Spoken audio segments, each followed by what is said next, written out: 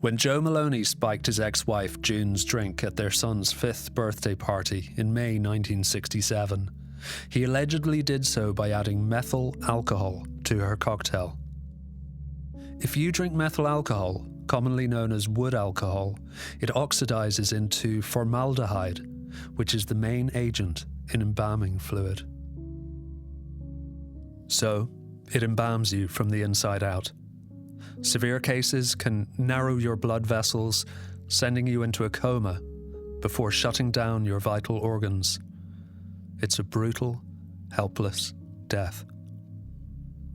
This is what happened to 26-year-old June Fisk while her ex-husband, Joe Maloney, watched her slowly die over 9 long days. I'm Pavel Barter. From RTÉ Documentary on 1, this is Runaway Joe, Episode 5, The Ripple Effect.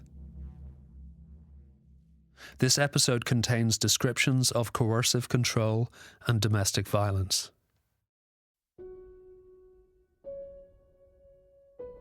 Up until now, everyone I've spoken to believed June Fisk was Joe's first wife, and that his children with June were his first and only children. I believe that too. But I was wrong. My name is Karen Maloney Keyes. I'm the daughter of Joseph Michael Maloney. I was born in 1957.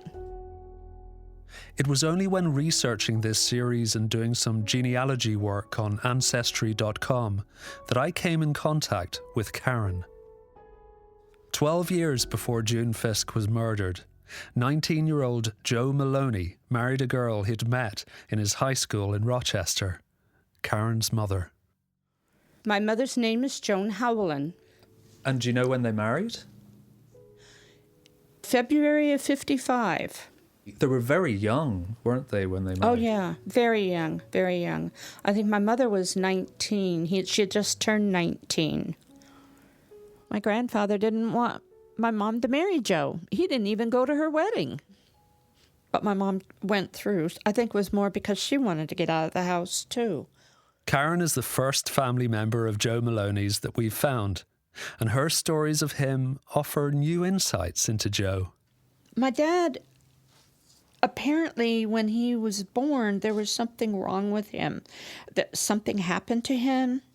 And I heard this through my aunt, but she never elaborated about it. And I think my grandmother spoiled him a lot, and they sent him to Ireland.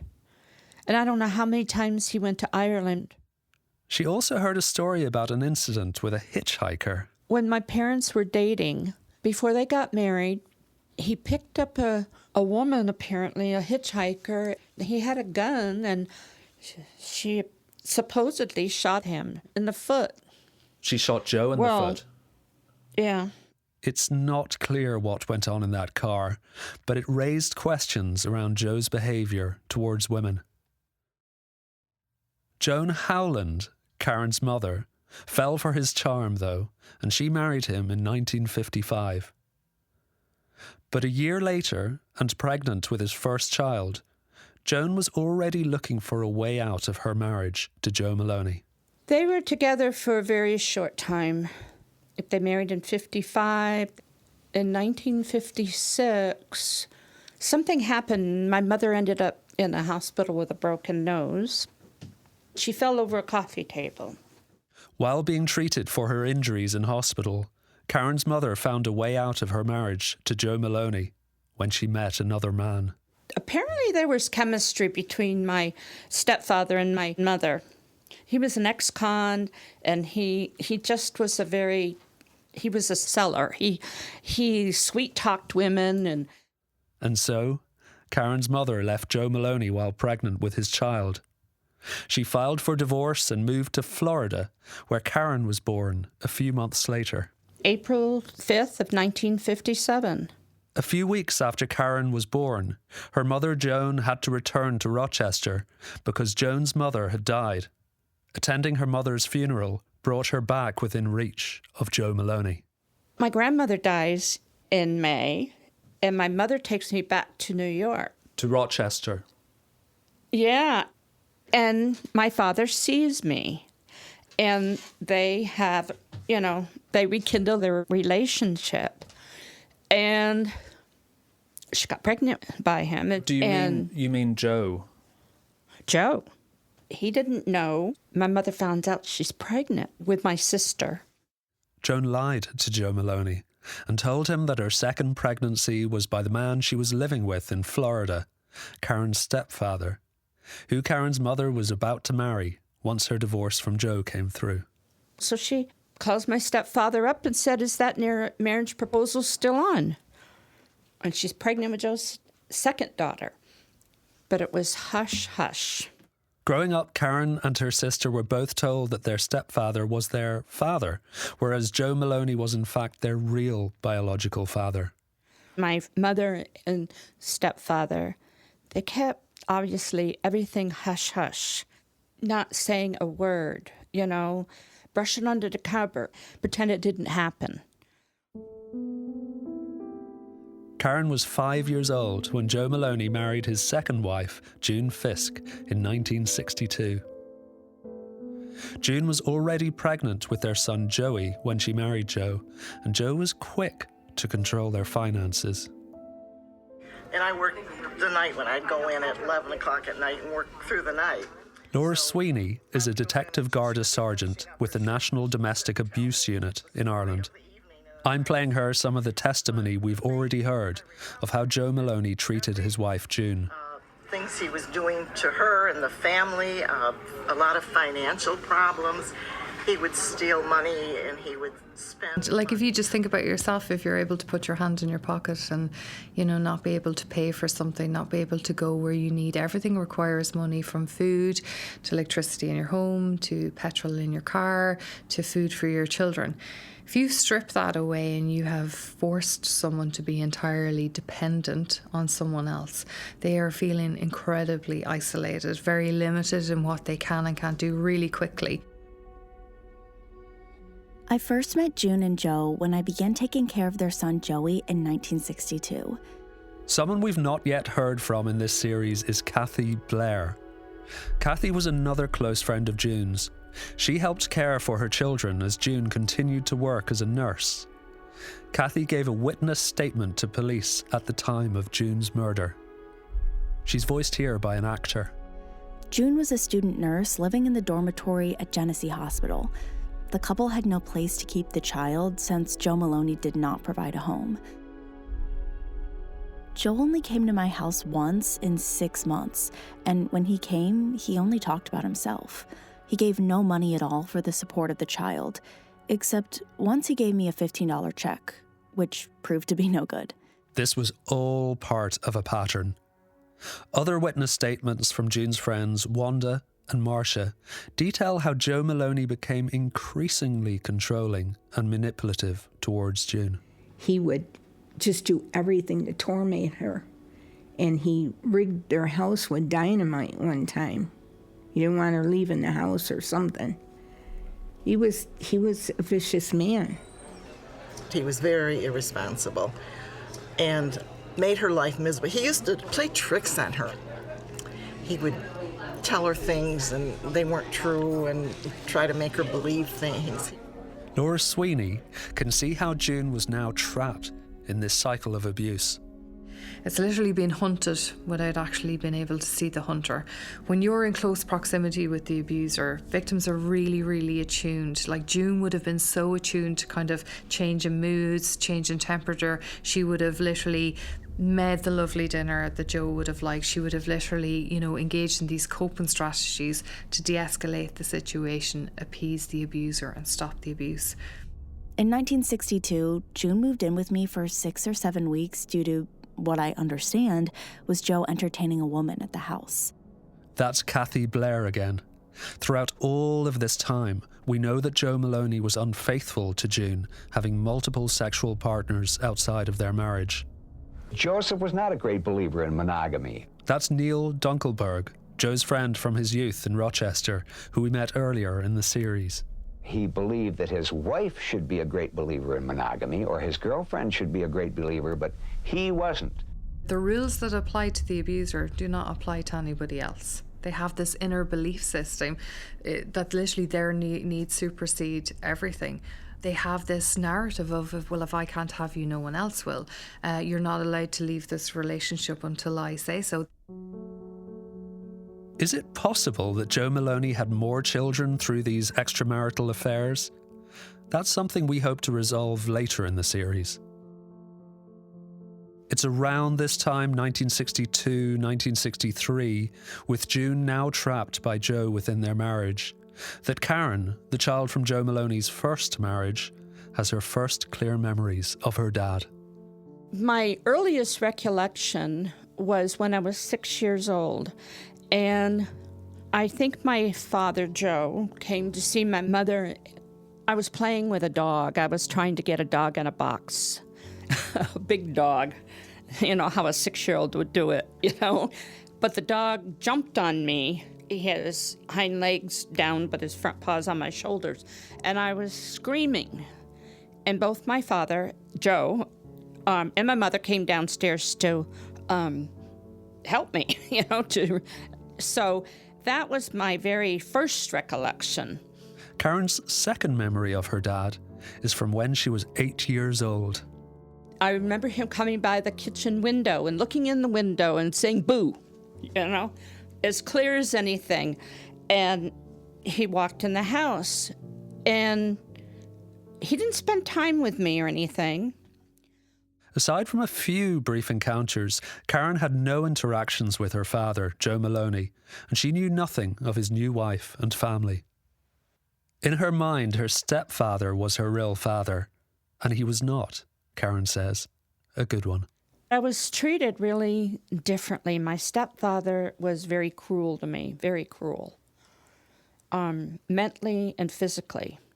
The cruelty in Joe's marriage to June, meanwhile, was deepening as the years progressed, until June began to take back control. In 1964 and 1965, she moved out several times. That's from a newspaper interview with Joan LeBeau. She was a friend of June's and a fellow nurse. June was now pregnant with her second of Joe's children. But he kept hounding her so much, she kept going back.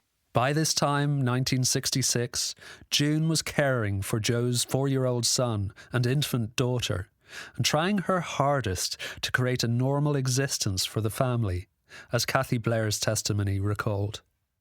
June kept the house and children spotless, was baking and cooking for her husband and children every spare moment she had. In spite of having to work, she also took the children to church every other Sunday when she was off. But by this stage, Joe's coercive control had escalated to physical violence. June's friends began to notice, including Wanda and Kathy. Kathy told me that Joe was ruthless. He was abusive. Yes. In 1966, Joe Maloney beat his wife around the face. He admitted to me after he denied it. I saw her and her face was sore and black and blue. When June was out of the house and Joe was home alone with the children, Joey Jr. and Patty Ann, he ignored them. He pretended as if they weren't there, according to Kathy Blair. Very often, when the babysitter would not arrive while June was working, June would call me and ask me to sit. I would arrive. The children would still be in bed at noon. Joe would tell me he didn't allow the boy downstairs and made them stay in bed. He would refer to them as her kids. Looking back now, Joe was beginning to demonstrate psychopathic behaviour. I'm not surprised at just, the children being in bed. He would not see his role in, being a parent. That's someone else's. If it's not June's, it's the babysitter. If it's not one babysitter, well, let's go and get another one. So there isn't this whole, that didn't fit with whatever image he had of himself. There is no way that you could be a domestic abuser and be a good parent. Because when you look at abusers, they're so narcissistic, they have this ideology that literally their needs supersede everything. By early 1967, June was at breaking point. Kathy Blair explains what happened next. In January, Joe went to Ireland. He left June with no money at all. But Joe had plenty of money, inherited from his recently deceased parents, which he had spent on extended trips to Ireland and a flash red Ford Mustang. It was all becoming too much for June, according to her friend Kathy. In March of 1967, June and her children came to live with me. They lived with me for 1 month.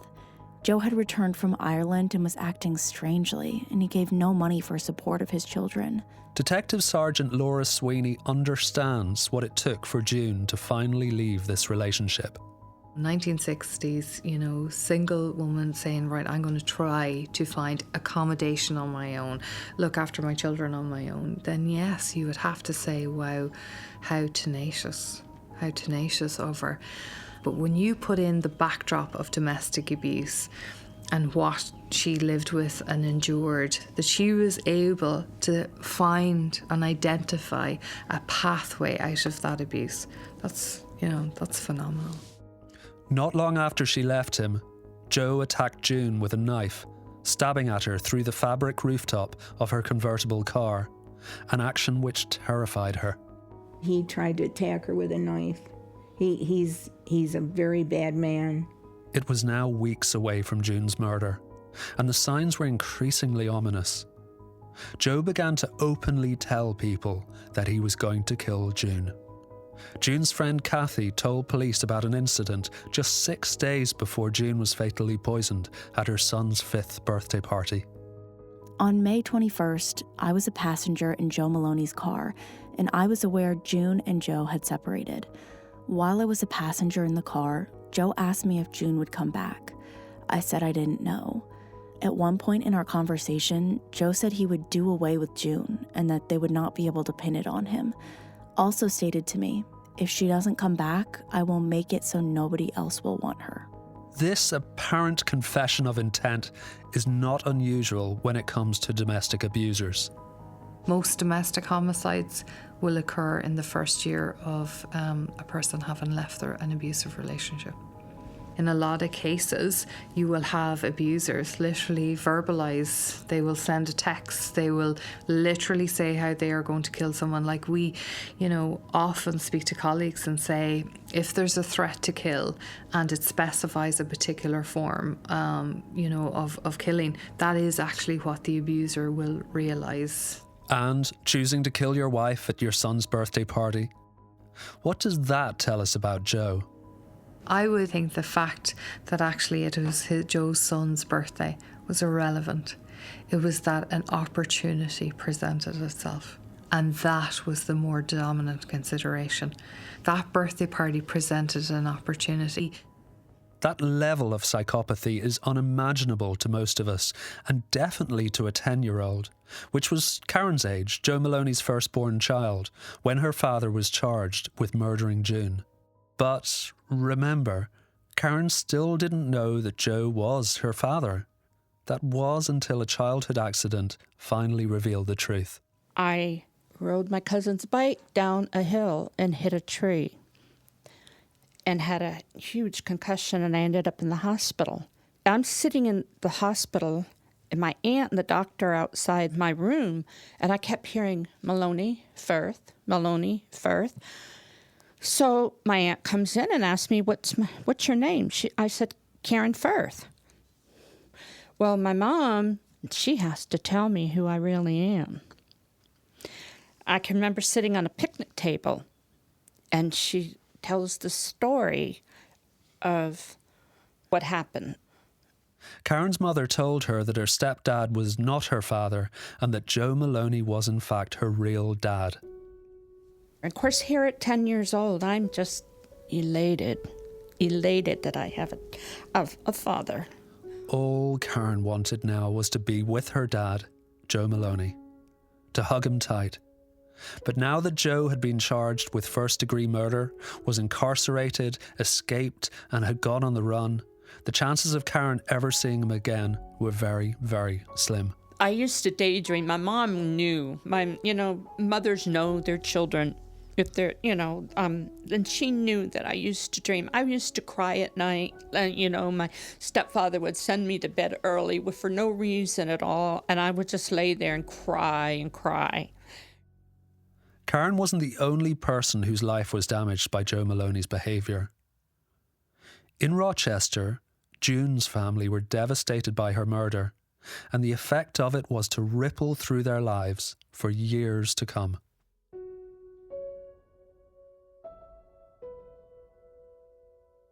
My father and my mother are Dale and Gladys Fisk, so June would have been my aunt. This is Amy Emmerich, June Maloney's niece. She's lived her entire life in the shadow of June's murder. Her late father, Dale, was June's brother. And what did he tell you about June, about his sister? The only thing I really knew was that she was a nurse. And I didn't know a lot about June because I was a baby. You know, as time passed, they didn't really talk about June that much to me because I was so young. Did he ever say what she was like as a person? Well, of course, as a kind, loving person. Did you have the feeling that they were trying to protect you now, looking back on it? Yeah. I mean, that's kind of a hard thing for someone to hear, that their aunt was murdered. It's probably something they wanted to put behind them as well. It was hard for them because they were, my parents were just engaged, and they were at Joe and June's home, like for a little party because they had gotten engaged. And apparently that was the evening that he poisoned her drink. You know, even though your dad may not have talked about it a lot, how do you think, nevertheless, that it affected him? He was always really a quiet person. I mean, I can only guess how terrible it was losing his sister. They did keep a lot of that from me. So I was young going through those years, so I didn't notice anything in particular. When June was murdered, her family lost June forever. But they also lost her two children, Joey Jr. and Patty Ann, because Joe Maloney, as their father, was also their legal guardian. June's children were taken into care by the state after he went on the run and eventually disappeared into the system. Joe Maloney destroyed their entire family unit. All I know is that they were adopted. I don't know who adopted them. Do you think that Joe Maloney took something from you as well? He took away family members. Yeah, he robbed me of that time with my aunt, and he robbed me of meeting my cousins or having more family. He took away 3 family members from me. Not just June, but so, yes. Amy didn't find out what happened to her Aunt June until many years later. But Karen, Maloney's first-born child, dreamt about a fairy tale life with her dad until she found out what he did. And Karen, when did you find out about your dad and what he did? When I was 16. Karen had a difficult childhood. She thought that if she could find her real father, Joe Maloney, that everything would be fine. That feeling was supercharged because of her violent stepfather, whom she ran away from on one occasion. I was so scared that, I knew that I couldn't live like this anymore. And I ran away one day, and I didn't know where to go. And so I stayed out all day long, and I then thought, well, I got to go back home. It's getting dark. It's getting, I even lost one of my shoes in the river.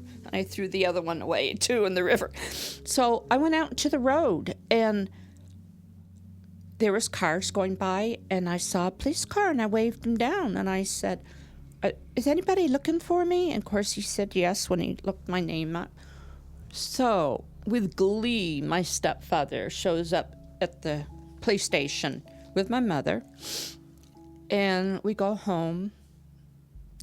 My mother dug out newspaper clippings of my father to tell me that my father would never be coming back, and this is what he did. That was awful. That was the worst thing in my entire life. My whole world crashed like awful.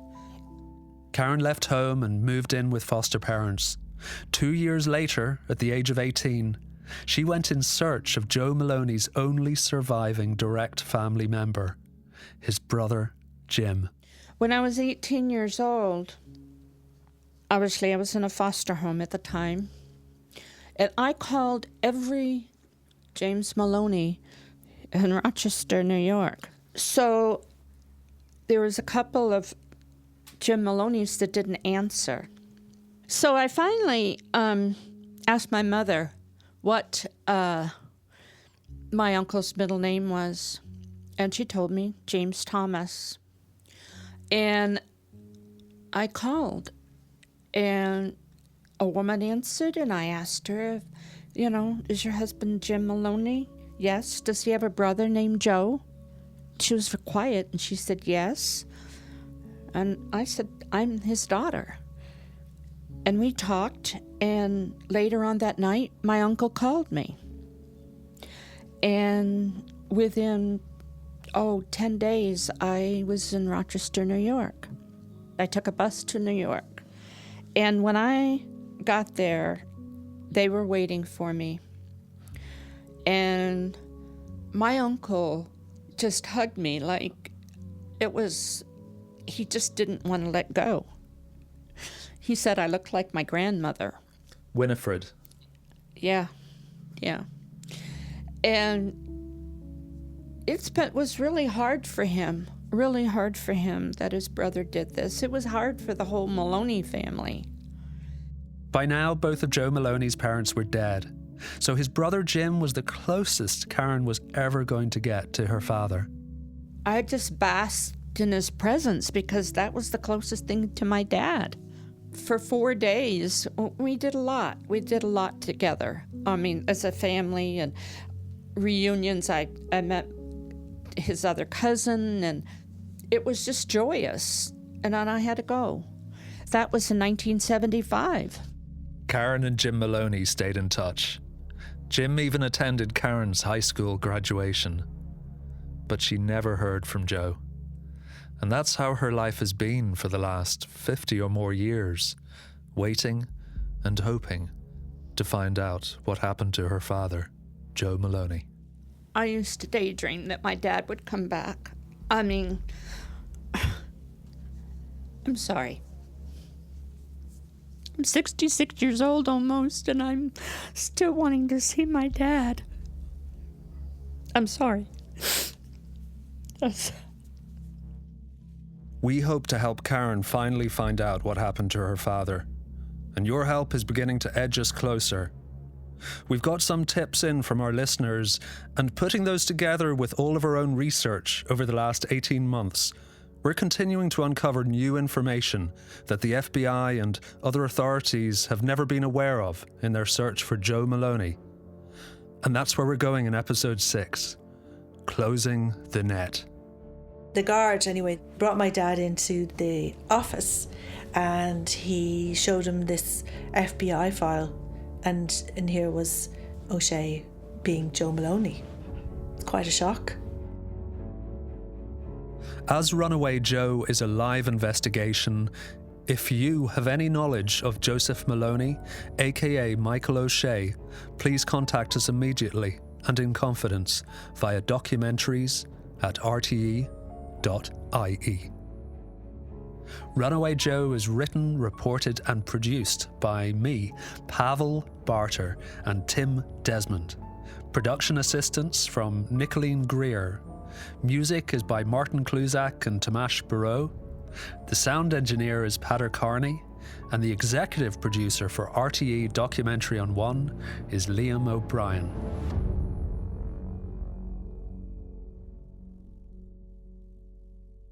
If you've been affected by any of the themes in this episode, please reach out to rte.ie/helplines, where you'll find contacts for a variety of support networks around abuse and domestic violence.